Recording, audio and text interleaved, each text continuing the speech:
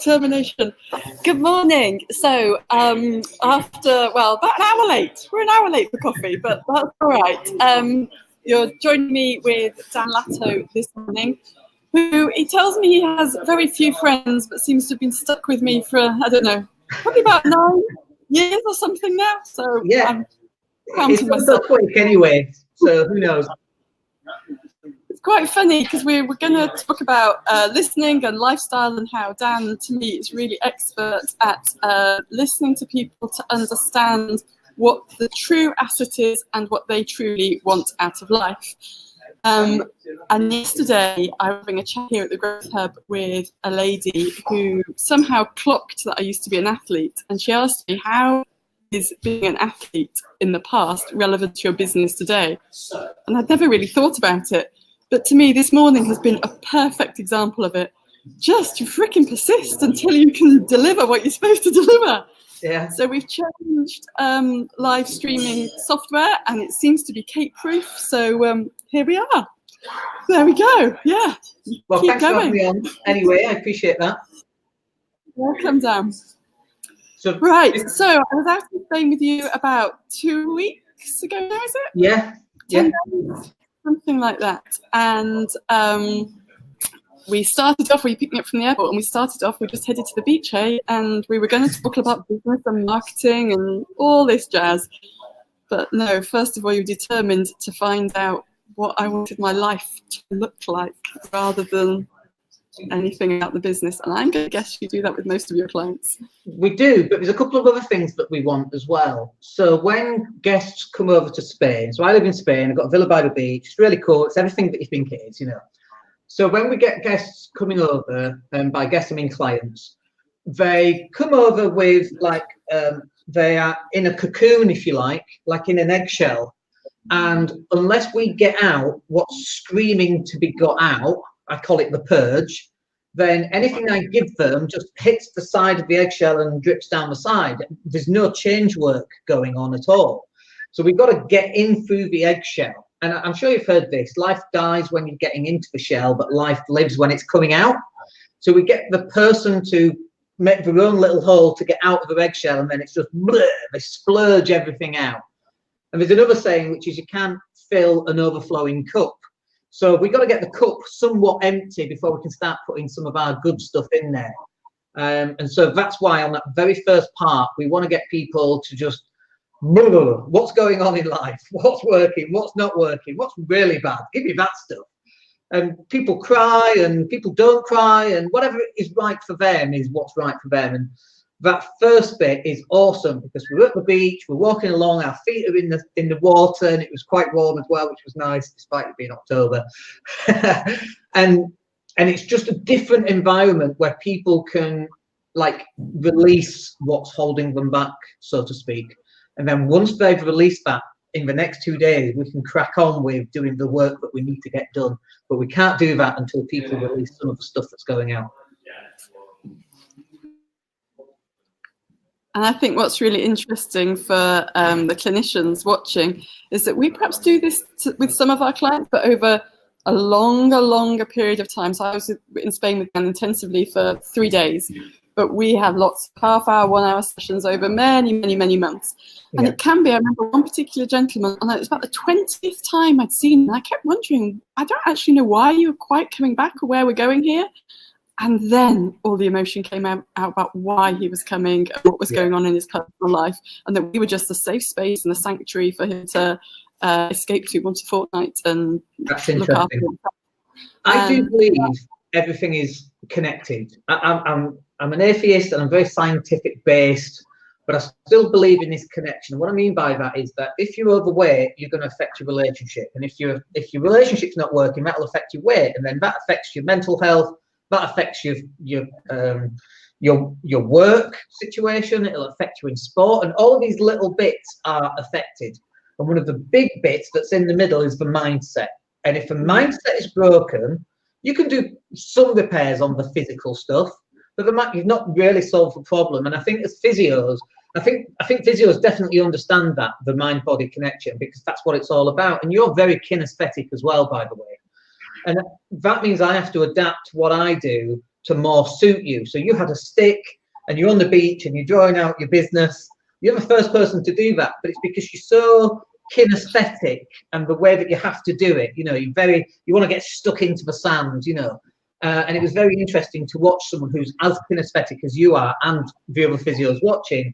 But if that's not something that happens actively away from work, that's going to affect your life, your mental health. And so I'm big into lifestyle. So like this morning, I should have had Spanish. It was cancelled anyway. So I went to the basketball court for 2 hours, which is brilliant. Yeah, it's Brilliant. brilliant. I played against Richard, who I always beat, bless him, and he's a good loser. But he won a game today, and I was like, oh no, you know. But it forces me to up my game, and I like that. But I think as physios are so busy working all hours sometimes, and this is not just physios, it's just business owners. They forget to be themselves. They forget to play football or go swimming or run around chasing after the kids because they have all these problems at work. And this holistic view of everything being interconnected. Then the relationship fails, then their physical health fails, then their work is affected, and then they're not looking after the money coming in, which is a vital component of work, obviously. And so it has to be balanced properly. And when clients come over, we've got to get that balance back for them. So we talk about things like, well, when was the last date night? And we're like, date night? Never. And it's a joke because it's like, oh, date night, yeah, as if. But it's like, dude, you've got to get this in place because it's fine you're working all these hours, but if you've not got someone to share it with, what's the point, you know? So it's getting all these different bits, but we forget about because work takes over effectively. So you and your wife Lou really chose to set up your life as you wanted. You were courageous enough to leave the UK and identify that's what you wanted. Can you just tell the audience a little bit about that and how you ended up in Spain? Yeah, completely. So Lou is a school teacher, and she was teaching in a school in Bradford, and she would basically get up and go to work, takes an hour, she'd do work, she'd come home an hour, she'd do some work, we'd have dinner, she'd do some more work, she'd burst into tears, and then we'd go to bed. And that was our life, basically, because she was so overwhelmed with all the work as a teacher. I mean, it's just got worse and worse and worse, and you can blame Michael. There are so many healthcare professionals now in the same situation. Exactly, and Michael Gove, he just goes around ruining things, doesn't he? Yeah. He's very good at it. So, so we were on the way down to an event that I was speaking at, and she was, you know, in this situation, and she's like, I just don't want to do it anymore. 7 years in, and I said, well, why don't we just teach overseas? And then she goes, oh, I've not thought of that. And I'd always wanted to move away at some point. So we were driving down the road. She's looking to see how much villas were to rent. She was looking at jobs. She literally applied for the job that weekend. This was in February, six years ago, I think. In February, she had the interview at a school in April, which she got the interview. We were getting married in July anyway. So we got married in July, honeymoon in August, moved to Spain in September. So we literally made a decision and we went for it. And there's a billion reasons why you can't do it. Family, I've got 2 young children in the UK and I'm going through this dreadful separation. All these reasons, and I had weekend contact every 2 weeks. So there's a billion reasons why you shouldn't do it. And I hear all the excuses all the time. But there's some really good reasons why you should do it. One is that I'm worth it. You know, I'm worth being happy. And my wife is worth it. She's worth being happy too. And the kids, they noticed no difference because I flew for 4 years, in fact, every 2 weeks to see them. So they still got dad every 2 weeks. So they didn't really notice a difference.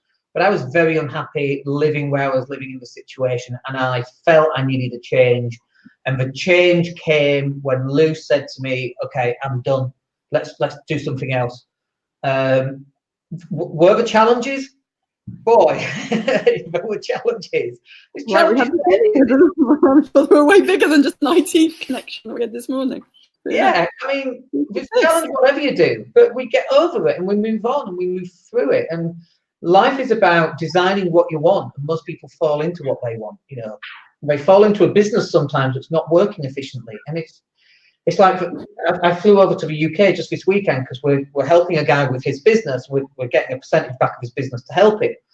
And, you know, there's lots of things that he should be doing that he's not doing, but he's just overwhelmed with is business, you know. And like we were talking about being holistic, we had to put the right components in place, the right team, the right account management, the right marketing team. And we're doing that now. And his business is going to fly in the next 12 months, no question.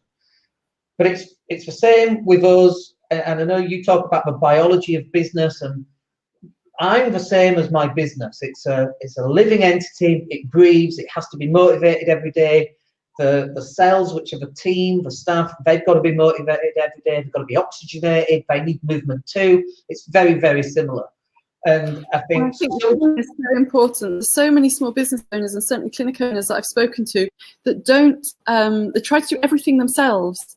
They haven't, what I find really curious is that a lot of, as we've spoken about, clinicians do have a sporting background and they are team players, but somehow they're just terrified to apply the skills that they have, their clinical skills, and also the skills they have from sport to their business. They haven't recognized, if they see their business as a team sport, see it as a living thing, it's going to run and flow a whole lot easier. And if they just trust themselves, trust their team to take responsibility, so not abdicate, have a very clear purpose, a very clear direction, very clear responsibilities and KPIs, then people really thrive in that trust and that empowerment and that accountability. And I think that's probably what you're describing with the person you've just been to visit, that once they've got the right team in place, they've got the ability to sort everything else out, and it isn't so overwhelming. In fact, it becomes really quite exciting because you're all in it together. You're all in the boat together.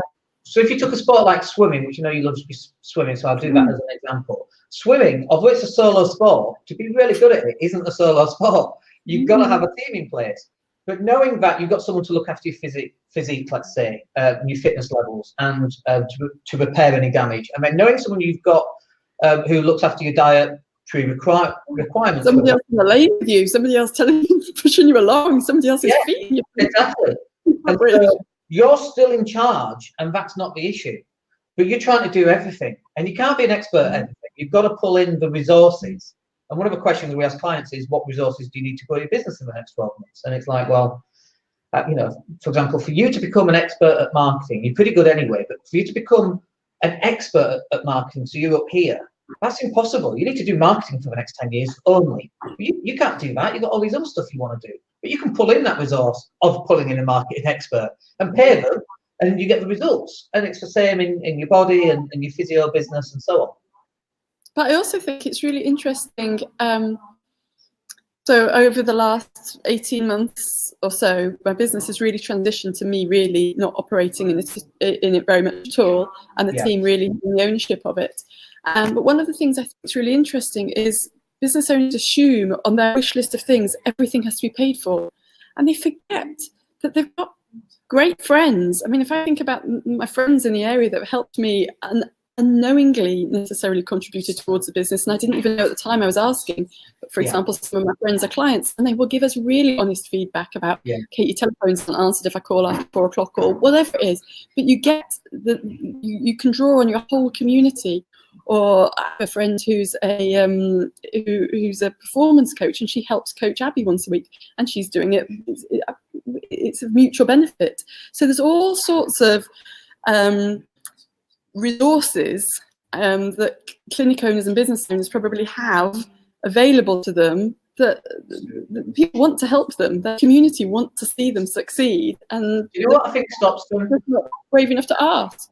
I think there's a massive fear around getting feedback, first of all, because what if it's bad?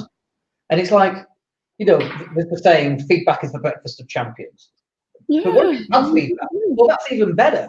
I'd rather get bad feedback than good feedback, because if I get good feedback, here saying something like that you're bad, the worst feedback is actually your best knowledge. Yeah, because if I get good feedback, I can't improve. If I get bad feedback, I can fix that, and I can fix this, and I can fix this.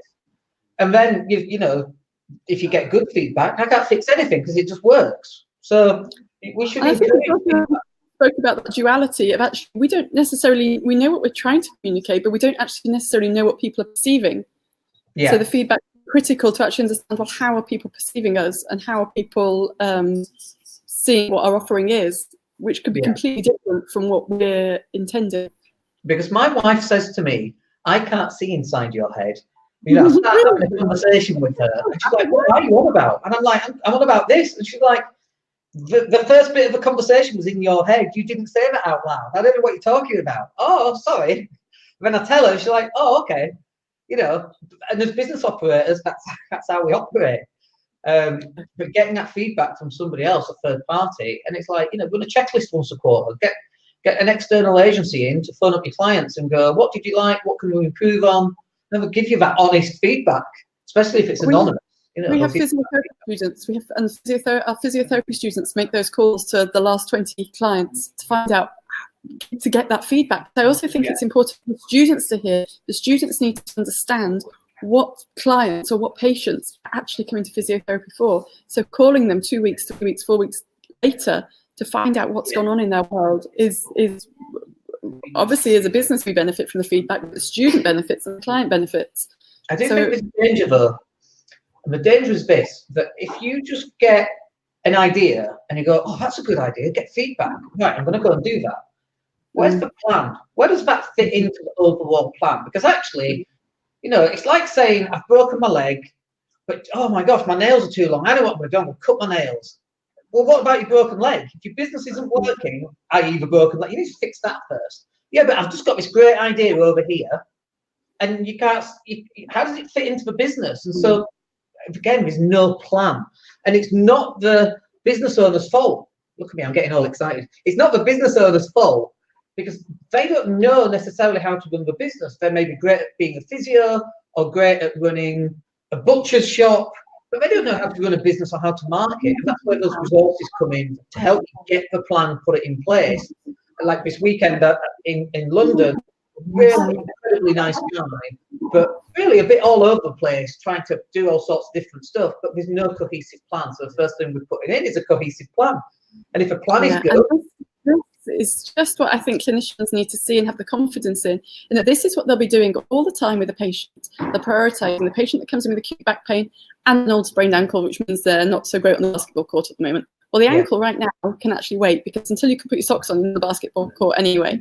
So they have the ability to plan and prioritise and implement for a client, but somehow those skills, they're not having the confidence or trust to translate to their business.